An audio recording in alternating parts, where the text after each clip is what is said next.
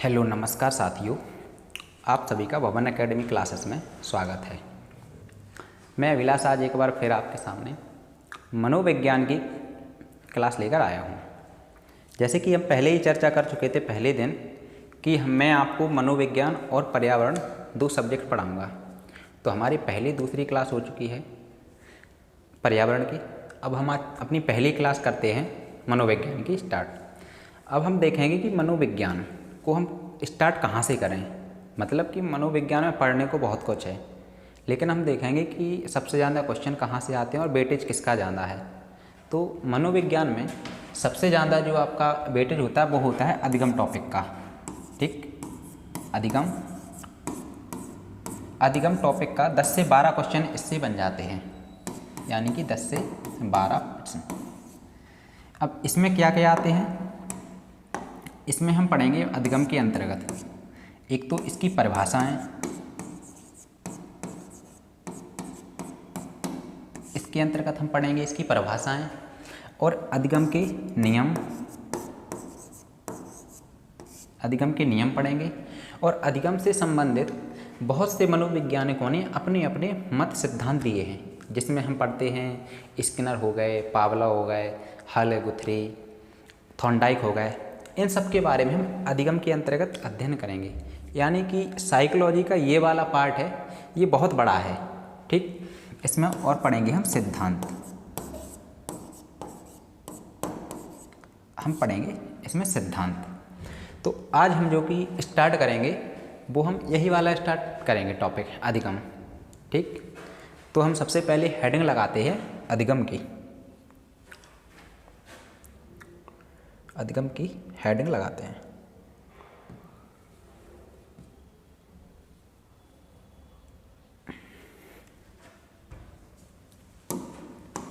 Heading लगाएंगे हम अधिगम। और अधिगम होता क्या है? अधिगम को हम इंग्लिश में कहते हैं लर्निंग।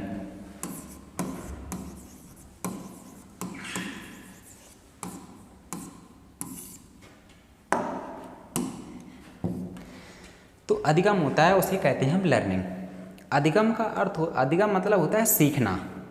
ठीक, अधिगम का अर्थ होता है सीखना, यानी कि वे सभी वस्तुएं जिनके द्वारा हम सीखते हैं। और वह अधिगम क्या करता है? अधिगम हमारे व्यवहार में परिवर्तन का कारण होता है। ठीक, अधिगम का शाब्दिक अर्थ होता है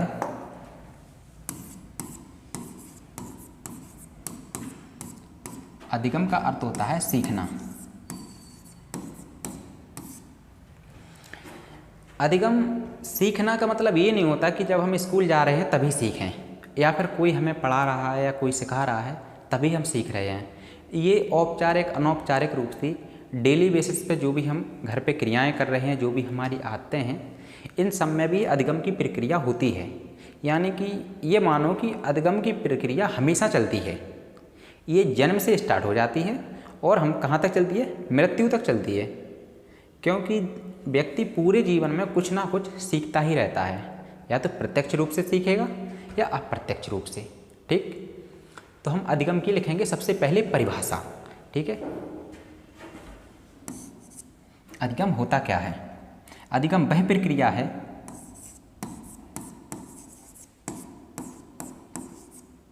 अधिगम वह प्रक्रिया है जिसके द्वारा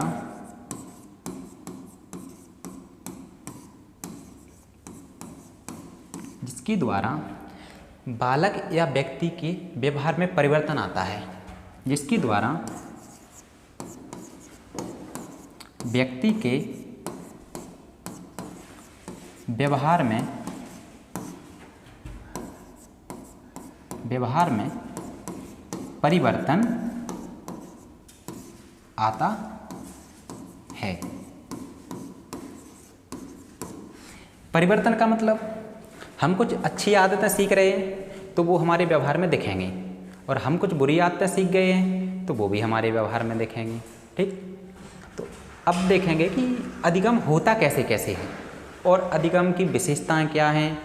ठीक, तो जो अधिगम होता है, अधिगम एक जीवन पर्यंत चलने वाली प्रक्रिया है।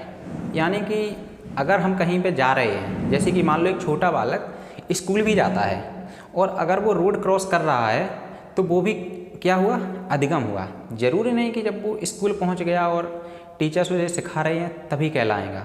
यानी कि हम कुछ भी क्रियाएं कर रहे हैं, जैसे हम घर पे हैं और गलती से हम में कुछ लग गया, ठीक, तो हम आगे से सावधान हो जाएंगे कि हमें ऐसे नहीं करना है, नहीं तो ये दुर्घटना हो सकती है। यानी कि हमने अनजाने में भी सीखा है, उसका कोई हमारा उद्देश्य नहीं था कि हमें ये सीखना है। तो सबसे पहले लिखेंगे अधिगम जीवन पर्यंत चलने वाली प्रक्रिया है। अधिगम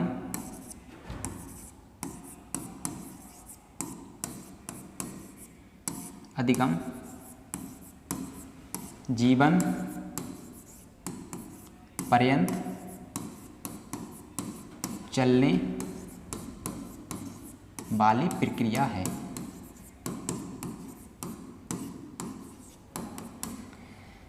यानी अधिगम हमेशा चलती है, जब से बालक जन्म लेता है और जब तक उसकी मृत्यु होती है व्यक्ति की, तब तक ये प्रक्रिया हमेशा चलती रहती है। औपचारिक अनौपचारिक रूप से कुछ ना कुछ सीखते रहते हैं। अब कहते हैं कि अभी अधिगम एक सार्वभौमिक प्रक्रिया है। सार्वभौमिक का मतलब वो सभी जगह होती है। बालक के जीवन में जिस जिस चीज़ का महत्व है उनसे वो सीखता ही रहता है। तो नेक्स्ट इसकी विशेषता लिखेंगे, अधिगम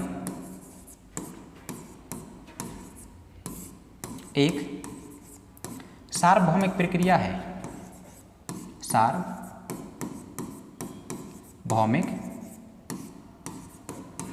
प्रक्रिया है। अधिगम कैसी है? अधिगम एक सार्वभौमिक प्रक्रिया है और अधिगम एक मानसिक प्रक्रिया है, बौद्धिक प्रक्रिया, क्योंकि ये सब मन से होता है। ठीक है। अधिगम और अधिगम के बारे में और क्या जानते हैं? अधिगम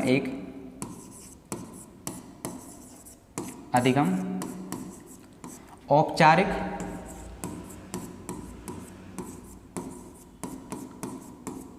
और अनौपचारिक,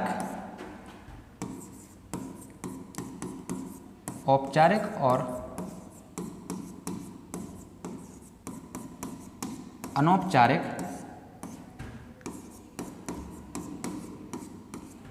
दोनों प्रकार से होता है। अनौपचारिक दोनों प्रकार से होता है। अब औपचारिक क्या होता है? जिनका हमने प्लान किया है, ठीक, यानी कि जिनका हमने उद्देश्य बनाया है। जैसे कि हम यहाँ आए हैं पढ़ने, तो हम एक उद्देश्य लेकर आए थे कि हमें ये टॉपिक पढ़ना है, लेकिन कुछ चीज़ें हमने अनजाने में भी सीखी, रास्ते में सीखी या क्लासरूम में बैठकर सीखी। ये होता है अनौपचारिक, मतलब जिनका हमारा प्लान तो नहीं होता लेकिन फिर भी हम सीख जाते हैं। ठीक। और अधिगम हमारे व्यवहार से जुड़ी होती है प्रक्रिया। तो अधिगम एक स्थायी होता है। जो भी हम सीखते हैं अनौपचारिक रूप से या औपचारिक, वो परमानेंट सेव हो जाता है हमारी मेमोरी में। ठीक है। तो अगला लिखेंगे अधिगम एक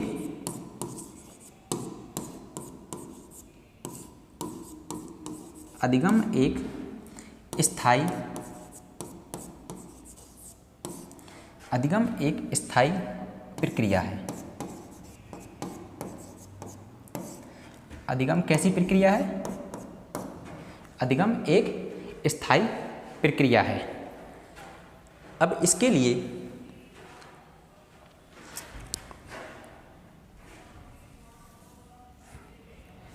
और अधिगम एक प्रेरणादायक प्रक्रिया है।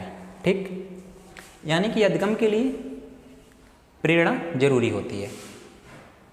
ठीक है। अब हम नेक्स्ट देखेंगे अधिगम की विशेषता कि अधिगम के लिए हमारी इच्छा का होना बहुत आवश्यक है। अगर अंदर से हमारी इच्छा नहीं है कि हम कोई चीज़ सीखें तो वो हम नहीं सीख सकते। ठीक है। तो अधिगम के लिए यानी रुचि महत्वपूर्ण होती है। अधिगम के लिए हमारी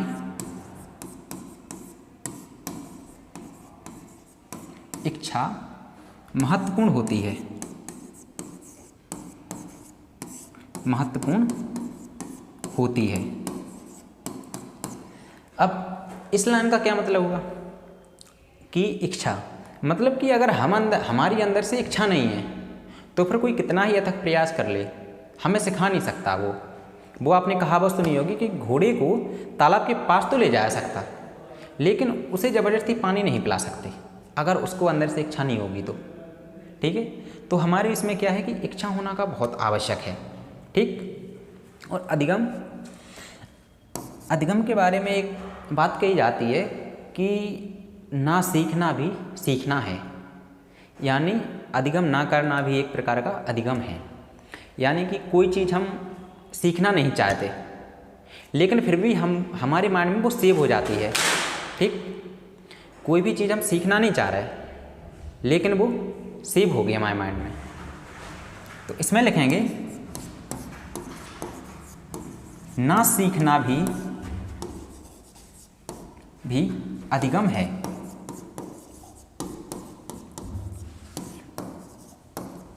ना सीखना भी अधिगम है। इसका सबसे अच्छा उदाहरण है, इस समाज में सबसे बेकार शब्द है गाली। गाली कोई अपने जीवन में सीखना नहीं चाहता, किसी ने उद्देश्य नहीं बनाया होगा, कोई बच्चा ये उद्देश्य नहीं बनाता कि हमें गाली सीखना है, लेकिन फिर भी वो सीख जाता है। ठीक, इसका क्या मतलब हुआ कि अगर हम जो चीज़ नहीं भी सीखना चाह रहे फिर भी सीख रहे, यानी कि ना सीखना भी अधिगम है। ठीक है, और अधिगम में क्या होता, यदि हमने कोई चीज़ सीखी तो हम उसमें सुधार कर लेते हैं। ठीक, यानी कि संशोधन कर सकते हैं। तो अधिगम एक संशोधन प्रक्रिया है।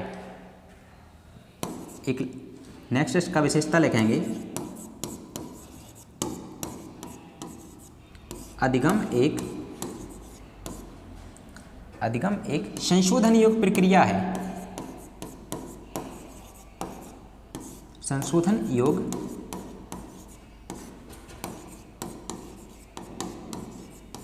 प्रक्रिया है।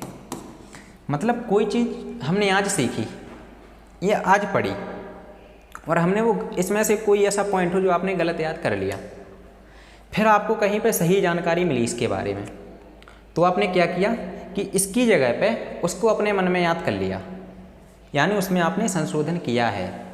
यानी कि आप अधिगम में संशोधन कर सकते हैं, उसे मॉडिफाई कर सकते हैं, जो भी गलती हमसे हुई है उन्हें हम सुधार सकते हैं। ठीक है,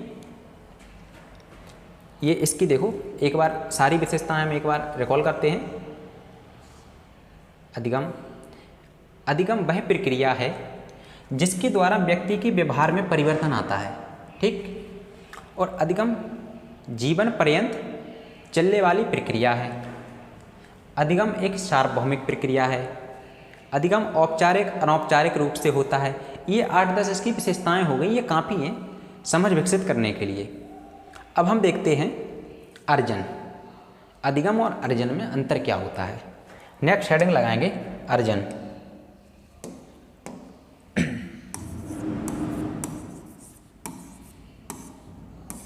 अर्जन, ठीक, यानी कि एक्विजिशन। अब अर्जन क्या होता है। अधिगम तो हो गया कि हाँ हम चीज़ सीख रहे हैं। अर्जन होता है कि जो भी हम चल रही हैं हमारी दैनिक प्रक्रियाएं और हम स्वाभाविक रूप से हमारे व्यवहार में परिवर्तन आ जाए, वो होता है अर्जन। जैसे कि हम किसी से बात करना सीख रहे हैं, तो कोई बात करना सीखता नहीं है, कोई कोर्स नहीं लेता या कुछ नहीं करता। ये क्या होता है कि घर में रहते हैं, समाज में रहते हैं, एक दूसरे के साथ बोलते हैं, तो ये हम समाज से अर्जित कर लेते हैं चीज़ें, तो ये होता है अर्जन। तो अर्जन में लिखेंगे अर्जन एक स्वाभाविक प्रक्रिया है।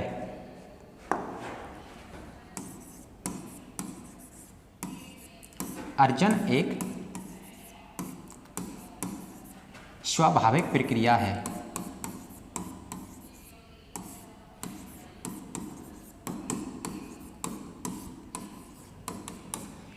अर्जन एक स्वाभाविक प्रक्रिया है जिसमें बालक क्या करते हैं कि वातावरण से स्वाभाविक रूप से सीखते हैं। कोई प्लान नहीं करते, कोई घर पे वो नहीं बनाते उसका टाइम टेबल कि आज हमें ये बात सीखनी है या ऐसा कुछ करना है। ये सब दैनिक व्यवहार में ऑटोमेटिक हमारे अंदर आ जाता है। ठीक, अब इसमें बालक समाज द्वारा व्यवहार द्वारा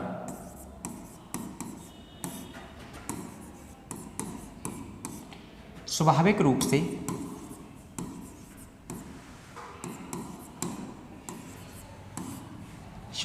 से अर्जित सीखते हैं। स्वाभाविक रूप से सीखते हैं।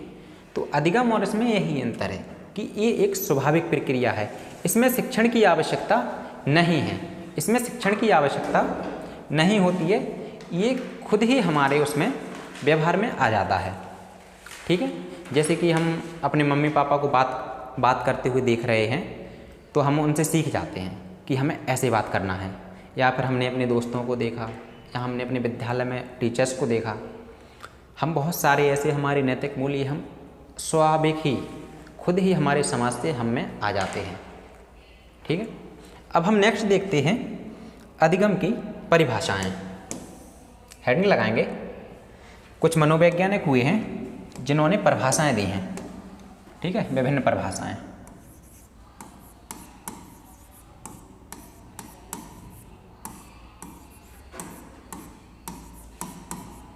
अधिगम की परिभाषाएं।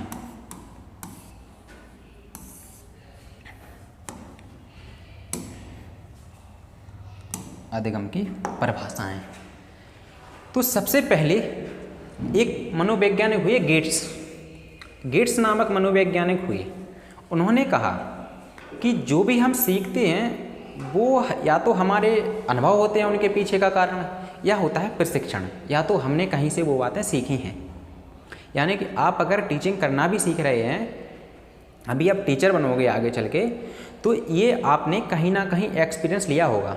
आपने जब बीएड या बीटीसी किया होगा तो उसमें आपने टीपी की होगी या माइक्रो टीचिंग की होगी, यानी आपने अनुभव लिया होगा। और प्रशिक्षण मतलब जो आपको ट्रेनर्स मिले होंगे, उन्होंने आपको प्रशिक्षित किया होगा कि ऐसे नहीं ऐसे करना है। ठीक है, तो इसमें लिखेंगे हम पहले मनोवैज्ञानिक का नाम गेट्स के अनुसार। पहले लिखेंगे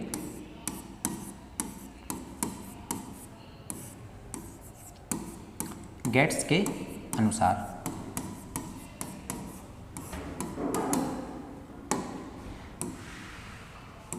तो गेट्स महोदय कहते हैं कि अनुभव और प्रशिक्षण के द्वारा व्यवहार में परिवर्तन अधिगम कहलाता है।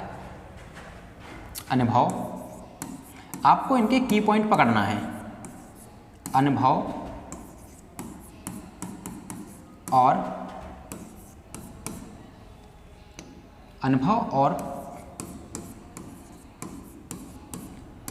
प्रशिक्षण के द्वारा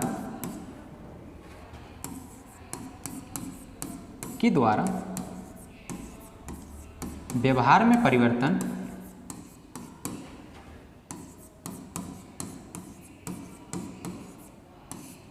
अधिगम कहलाता है। अधिगम कहलाता है।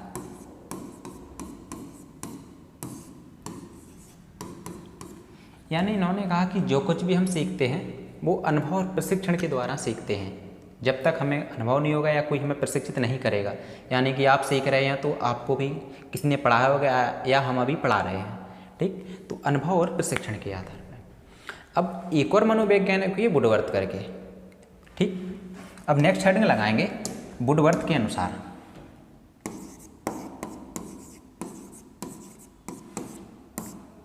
वुडवर्थ के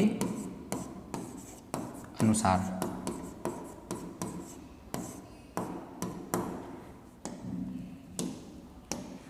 अब वुडवर्थ हुए, उन्होंने क्या कहा?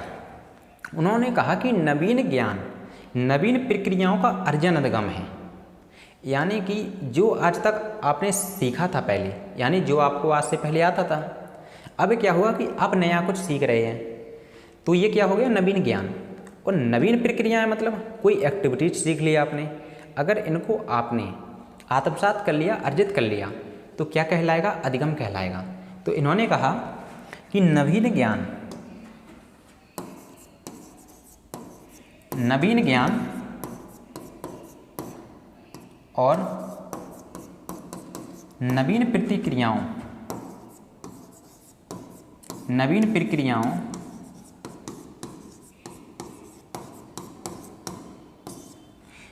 प्रक्रियाओं का अर्जन अधिगम है। नवीन प्रक्रियाओं का अर्जन अधिगम है मतलब केवल शब्दों का हेरफेर है, बाकी मेन उद्देश्य तो सबका वही है। अगर अर्थ निकाला जाए उसमें तो मतलब सिर्फ वही है कि सीखना, बस सबने अपने अपने अलग अलग शब्द दे दिए और अलग अलग इनकी विचारधारा बन गई। ठीक है, अगले मनोवैज्ञानिक आते हैं क्रू एंड क्रू।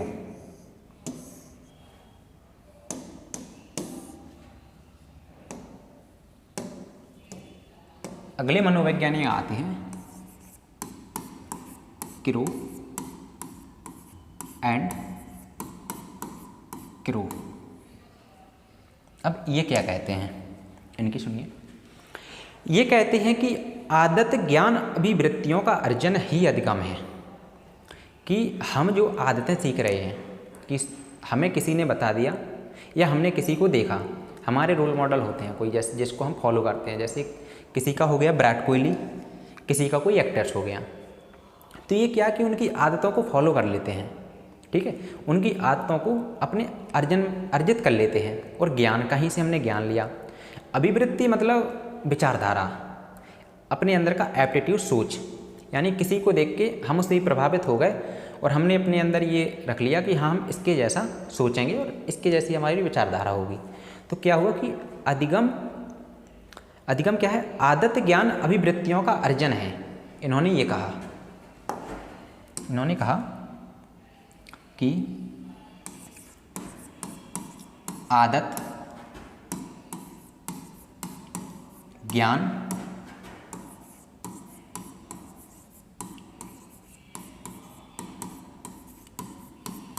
अभिवृत्तियों का अर्जन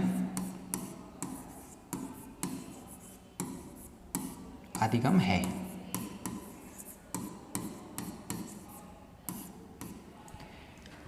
कि आदत ज्ञान अभिवृत्तियों का अर्जन अधिगम है। किसी ने हमें सिखा दी कि सुबह जल्दी उठना चाहिए, तो वो हो गया अधिगम, वो हमने आदत सीख ली। किसी ने कोई हमें अच्छी बात बता दी तो वो हमें ज्ञान मिल गया। किसी को देख के हम प्रभावित हो गए, कोई राजनेता है, कोई एक्टर से अच्छा काम करके, तो हमारे अंदर मेंटल एप्टीट्यूड हो गया, एक ऐसी सोच हो गई कि हम अच्छा करेंगे, दूसरों के प्रति अच्छा सोचेंगे। तो ये हो गया, ये भी एक अधिगम है। अब जो चौथे मनोवैज्ञानिक हुए वो हुए स्किनर।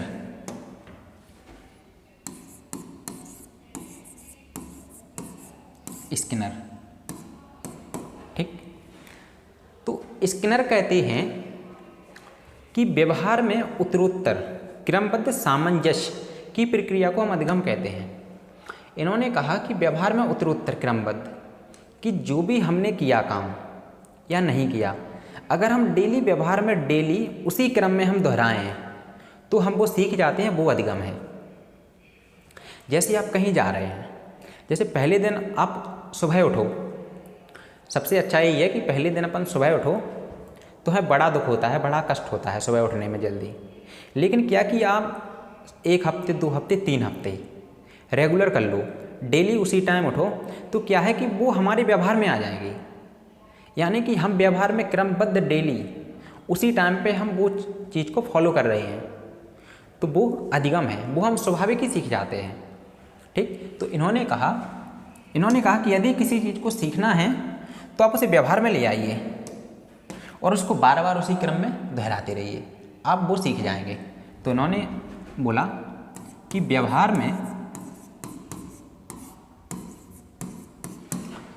में उत्तरोत्तर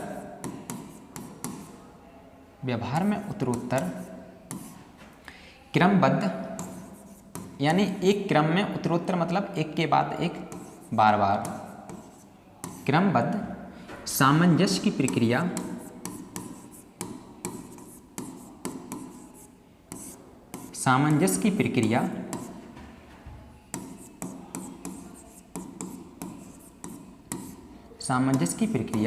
अधिगम है। इन्होंने कहा कि व्यवहार में उत्तरोत्तर क्रमबद्ध सामंजस्य की प्रक्रियागम है। ठीक, अब इन सब के बाद एक और मनोवैज्ञानिक आती हैं जो है गिलफोर्ड, जिनका नाम है गिलफोर्ड। तो चौथी हम हेडिंग लगाएंगे गिलफोर्ड के अनुसार।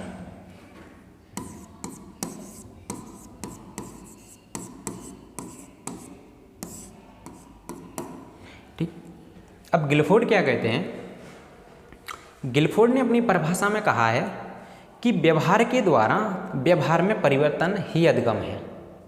यानी कि जैसे पहले से हमारा व्यवहार कुछ और है और अभी हम कुछ अलग करने लगे डेली, यानी हम व्यवहार में किसी चीज़ को ऐड कर लें, कोई भी चीज़ जोड़ लें, कोई भी आदत जोड़ लें, तो क्या कि उसके द्वारा हमारे व्यवहार में परिवर्तन आ जाएगा स्वाभाविक।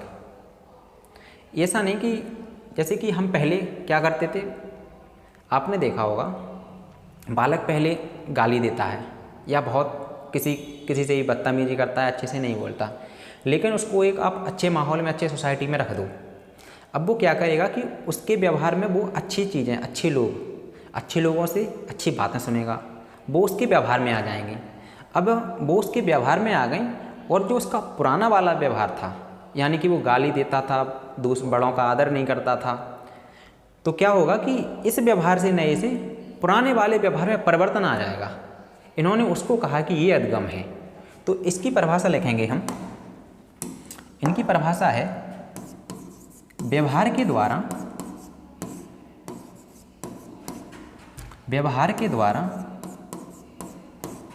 व्यवहार में परिवर्तन,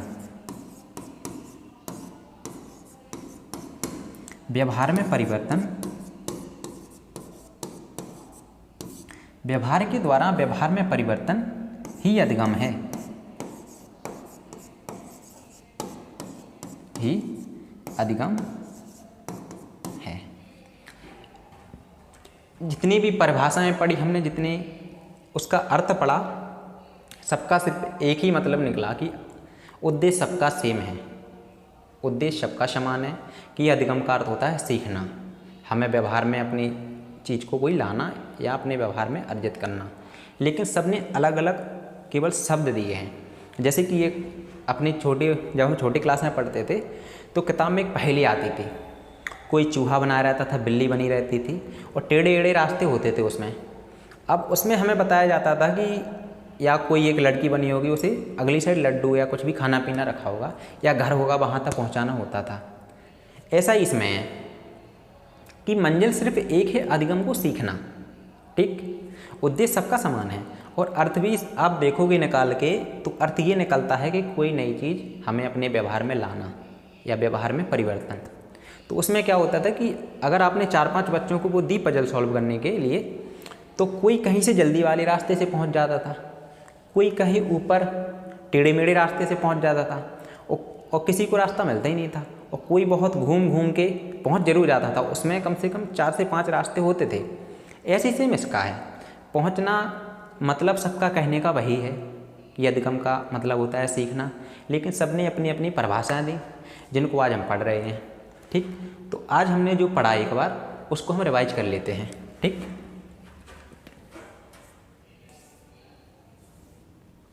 आज हमने क्या क्या पढ़ा देखते हैं।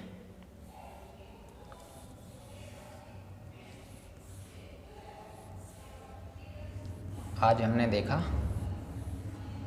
अधिगम,